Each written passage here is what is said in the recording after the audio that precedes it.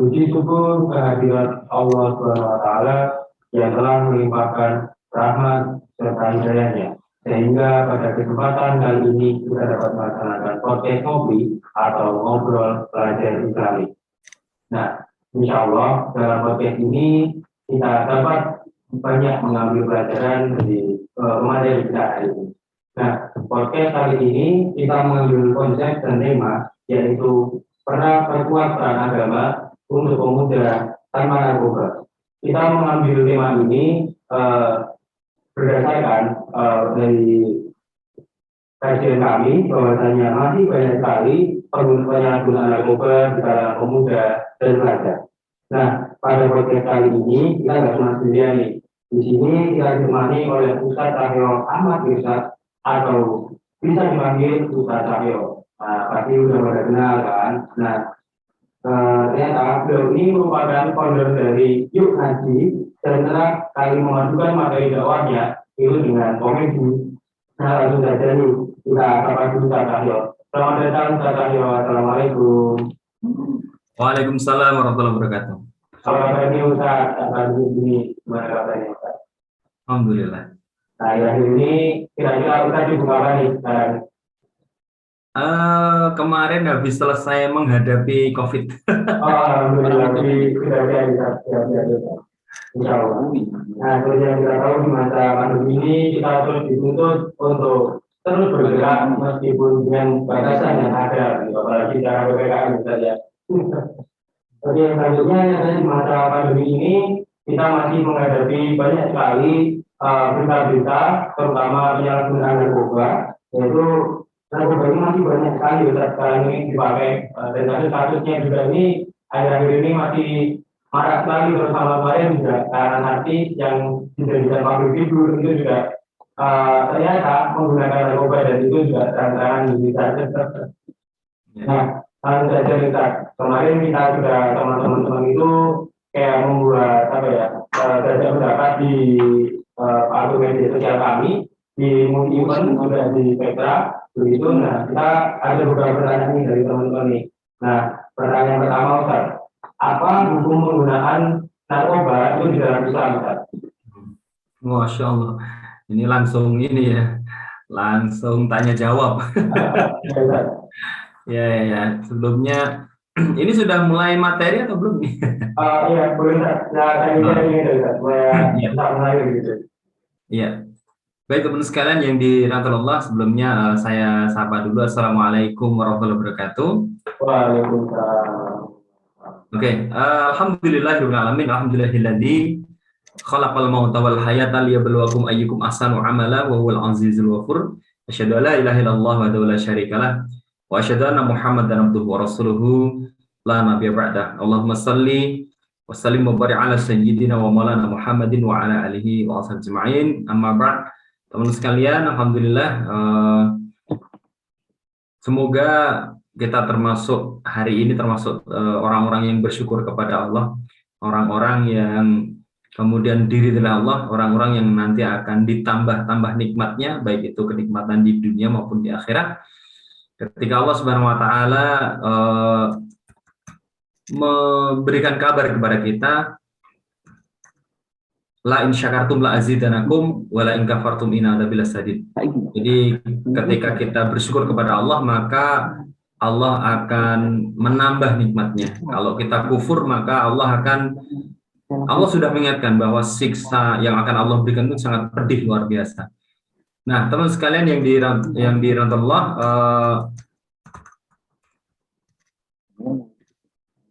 di kesempatan kali ini sebelum kita membahas tentang tema ya, termasuk tadi pertanyaan, jadi kaget tadi, tiba-tiba tanya jawab. Kita nampaknya harus mencoba untuk menyadari tentang pondasi yang selama ini hilang ya di tengah-tengah khusus anak-anak muda. Namun sebelumnya sekali lagi ketika kita mengutip dari perkataan Ibnul Qayyim, ketika manusia harus bersyukur itu manusia harus melaksanakan 3 hal. Yang pertama, dia harus menggunakan hatinya untuk meyakini bahwa nikmat itu semuanya dari Allah. Itu yang pertama. Jadi kalau misalnya, mohon maaf Mas, siapa namanya? Saya Akmal, Pak Ustaz. Mas Akmal? Akmal, iya. Amar atau Akmal? Akmal, Ustaz. Oh, Amar ya, oke. Misalnya Mas Amar itu mendapatkan rezeki, misalnya dikasih uang jajan berlebih lah ya, sehari 5 juta gitu ya, sampai bingung gimana cara menghabiskannya gitu ya. Maka sesungguhnya itu bukan dari orang tua, tapi itu dari Allah gitu ya. Orang-orang di sekitar kita itu hanya perantara saja, tapi sumber kenikmatannya adalah pemberian dari Allah. Itu yang pertama, yakin dengan hati. Yang kedua itu syukur itu dengan lisan, yaitu mengucapkan alhamdulillahirabbil alamin. Kemudian yang terakhir adalah syukur itu bermakna memanfaatkan apa yang Allah berikan sebagai sarana untuk berbuat kebaikan, berbuat amal soleh. Mata kita cara bersyukurnya melihat hal yang baik ya. Tangan kita memegang hal yang baik, kaki kita melangkah ke tempat yang baik, telinga kita mendengar yang baik, harta kita belanjakan ke hal yang baik. Maka memang syukur itu sangat berat sebenarnya ya, karena ada konsekuensi yang ketiga itu, yaitu memanfaatkan apa yang Allah berikan untuk berbuat kebaikan. Karena seringkali ketika kita sudah mendapatkan nikmat, terkadang lupa bagaimana cara membelanjakannya, bagaimana cara menggunakan supaya kita lebih dekat kepada Allah. Nah, maka kemudian kita berharap bahwa siang hari ini ya, di saat mungkin ini jam 2 ini lumayan ini kalau untuk kegiatan ya wes kriep-kriep ya, mulai energi karena tadi pagi saya ngisi hampir 1,5 jam ya tadi pagi, ngisi dongeng tapi ya dongeng anak-anak gitu ya. Nah, jam 2 ini lumayan banget, tetapi disitulah sebenarnya ujian ya. Semakin berat tantangan, maka ya insya Allah sebanding dengan pahala yang akan didapatkan. Gitu ya. Maka kita berharap moga-moga siang hari ini ya, mungkin termasuk teman-teman yang online di YouTube ya, yang mungkin menyaksikan live di YouTube, ini relay ke YouTube ya? Nanti di YouTube. Oh, Masya Allah ya. Saya kira nge-zoom bareng gitu ya, tapi tidak masalah ya. Ini moga-moga bagian dari rasa syukur kita untuk memanfaatkan waktu yang ada, termasuk memanfaatkan media yang ada, karena hari ini media itu memang luar biasa. Kita harus memandang bahwa media ini sebagai alat saja, ya. Maka kitalah yang mengendalikan, ya. Seperti halnya busur panah, ya. Busur panah itu adalah alat saja. Maka kita memiliki alat yang seperti apa, mau kita panahkan kemana itu tergantung kita. Jangan sampai kita justru dikendalikan oleh media. Nah, inilah yang banyak terjadi wabil khusus di kalangan anak muda, bagaimana kemudian waktunya habis ya, mereka dikendalikan dengan gadget ya, dengan HP, dengan berbagai fitur-fitur yang sekarang sudah Masya Allah update-nya luar biasa. Dulu yang namanya fotografer itu harus sekolah sekian lama, sekarang tinggal atur aplikasi, download ya fotografer segala macam, sudah jadi fotografer profesional gitu loh. Dulu orang belajar bikin animasi itu butuh bertahun-tahun karena dia harus mulai dari membangun bangun datar, bangun ruang, kemudian kotak, baru bergerak. Kalau sekarang sudah tinggal plug-in aja sudah udah jadi gitu. Bahkan anak-anak kecil sudah bicara masalah pemrograman, sudah bisa bikin game. Nah, itu zaman sekarang memang dunia ini cepat sekali berubah. Nah, pun demikian kita harus menempatkan alat ini sebagai media ini sebagai alat ya. Jangan sampai malah kita dikendalikan oleh alat gitu ya. Artinya kalau alat ini suatu saat itu ternyata hancur, ya angkasa ini sudah kerut banget, kemudian semua stuck dan nggak ada internet, nggak ada apapun, maka orang yang bergantung pada alat akan stres. Tapi kalau orang yang menjadikan media itu hanya sebagai alat, ya, sebagai sesuatu ya support dalam kehidupan dia yang nggak terlalu penting lah, bukan nggak terlalu penting sih, ya penting tetapi tidak yang utama banget, ya, maka dia akan tenang. Kenapa? Karena dia akan ingat dulu juga nggak ada HP, tapi tetap kalau janjian ya ketemu. Dulu itu kalau saya pas di Bantul ya cuman gini aja. Nah, itu sudah kumpul semua itu. Sekarang tuh WA sudah, kemudian voice note sudah, di telepon sudah, janjian enggak ketemu.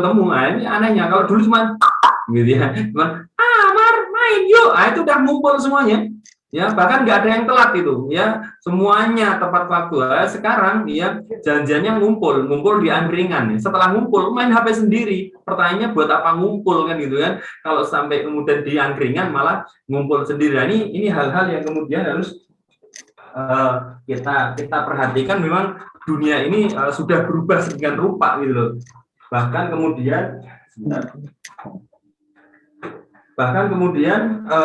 cenderung kalau kemudian orang tidak mampu untuk mengatasi perubahan yang sedemikian rupa itu, dia akan benar-benar stres gitu loh. Oke. Nah, teman sekalian, dunia ini terus berubah, tapi ada satu yang tidak berubah gitu loh. Saya aja berubah, saya itu berubah ini belum terlalu lama ya, tapi tiba-tiba berubahnya banyak banget. Padahal saya dengan Mas Felix itu seumuran ya. Saya dengan Ustadz Felix itu seumuran ya. Saya ketemu dengan Mas Felix kemudian tahun 2015 ya, bikin Yuk Ngaji. Kita roadshow ke 5 kota, ditambah berikutnya 5 kota lagi. Kemudian sekarang sudah ada sekitar 42 kota. Ketika COVID kemarin kita berhenti, tapi berhenti roadshow-nya. Kemudian sekarang lebih ke YouTube. Jadi setiap malam Senin kita ada live, kemudian ada Yuk Ngaji Academy. Nah, itu semuanya untuk kemudian berbagi dengan anak-anak muda zaman sekarang ya. Dengan anak muda melalui online media gitu ya. Setiap live itu rata-rata 2.000 yang ikut live ya, 2.000 rata-rata, dan ini angka yang menurut saya luar biasa. Satu hal yang kemudian patut disyukuri, Yuk Ngaji sebagai salah satu brand komunitas gitu ya. Itu ternyata diterima oleh anak-anak muda karena gaya kita gaya-gaya anak muda. Maka ketika kita roadshow itu ya ada pakai bawa gitar gitu ya, ada ngejam-ngejamnya gitu ya. Jadi tenang aja, walaupun saya jinggoten, saya menganggap bahwa musik itu mubah, tenang aja ya.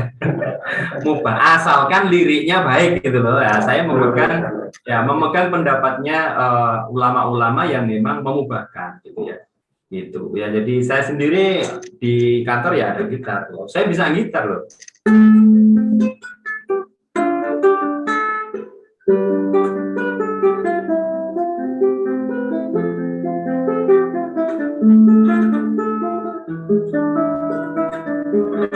Udah kayak Alibata kan ya. Alibata ya. Ya dulu SMA saya ngeband. Dulu SMA saya SMA 1 Bantul. Dulu saya SMA 1 Bantul. Ya ngeband ya, bandnya namanya ya Tambal Band lah kira-kira gitu ya. Dulu SMA manggung Pitulasan, biasa ya kampung-kampung. Nah, tapi ya seiring sejalan ya pemahaman terus berkembang. Saya hijrah ke Bogor, melihat kondisi seperti ini, bertemu dengan Ustadz Felix Sio, karena kemudian beliau membaca potensi saya, akhirnya ditarik ke Jakarta. Akhirnya itu dakwah untuk anak muda, khususnya di online. Nah, lagi kembali ke fenomena anak muda. Ada yang kemudian berubah, ya lagu aja berubah ya. Lagu zaman saya itu yang mentok, kalau saya SMA itu kalau ngeband ya Red Hot Chili Pepper gitu ya, Bon Jovi ya, CNR gitu ya. Ya gitu-gitulah. Kalau sekarang mau banyak solo sih gitu ya. Sekarang nggak tahu siapa gitu ya. Korea sekarang gitu ya. Banyak Korea kalau anak muda ya. Ya, Korea drakor ya, BTS gitu ya. Ya mungkin siapa ya, Korea itu saya nggak kenal. Kim Jong Un saya kenalnya Korea itu. Song Yumin. Ya, Kim Jong Un. Kalau dulu Park Jik-soo ya sepak bola ya kan. Saya hobinya bola. Saya Liverpool ya. Walaupun belanjanya baru kanote aja, tapi yakin saya juara ya. Jadi berubah ya, lagu berubah, kebiasaan berubah ya. Bahkan pola-pola kehidupan anak muda zaman sekarang itu saya sudah secara pribadi udah nggak bisa ngikuti gitu loh, bahasanya gitu ya, macam-macam lah gitu ya. Tapi ada satu yang tidak berubah sebenarnya dari masa ke masa, sejak Nabi Adam pun nggak berubah, yaitu keinginan manusia untuk mendapatkan kebahagiaan. Nah itu tidak berubah. Mau orang manapun, ya wong Jogja, wong Kulon Progo, wong Bantul, wong Bogor. Saya sekarang tinggal di Bogor ya. Wong Bogor, wong Gunung Kidul, wong Wonosari, ya semuanya ya, orang Sunda, orang Padang ya, dan segala macam, orang Amerika, orang Israel, semuanya itu mencari kebahagiaan. Ya, mencari kebahagiaan. Ya, cuman ada yang dapat, ada yang tidak. Ada yang merasa dapat padahal dia tidak dapat. Kenapa? Karena dia hanyalah mendapatkan kesenangan. Maka di dalam Islam itu yang namanya kebahagiaan itu berbeda dengan kesenangan. Nah, ini penting ini. Nanti akan kita masuk ke dalam pembahasan narkoba. Kenapa? Karena narkoba itu seolah-olah akan menghantarkan kepada kebahagiaan, kan? Padahal tidak, itu hanyalah kesenangan. Maka Allah Subhanahu wa taala di dalam Al-Qur'an beliau sampaikan ya, Allah sampaikan ya, surat Ali Imran ya, Ali Imran ayat 13 ayat 14 ya. Ya, zuyyina linnasi hubbu syahawati minan nisa'i wal banina wal qanatiril qantarati minadh dhahabi wal fiddati wal khailil musawwamati wal an'ami wal harth. Ya, dzalika mata'ul hayatid dunya. Wallahu 'indahu husnul ma'ab. Jadi Allah sebutkan dijadikan indah pada pandangan ya manusia kecintaan kepada apa-apa yang diinginkan. Apa-apa yang diinginkan manusia, apa-apa yang disenangi manusia. Ya, apa itu? Yang pertama wanita ya. Makanya mohon maaf ya bagi teman-teman yang jomblo SMA mah biasa aja gitu ya. Saya tuh dulu SMA pernah nembak ditolak ya wes lah. Memang belum waktunya kayak gitu ya kan.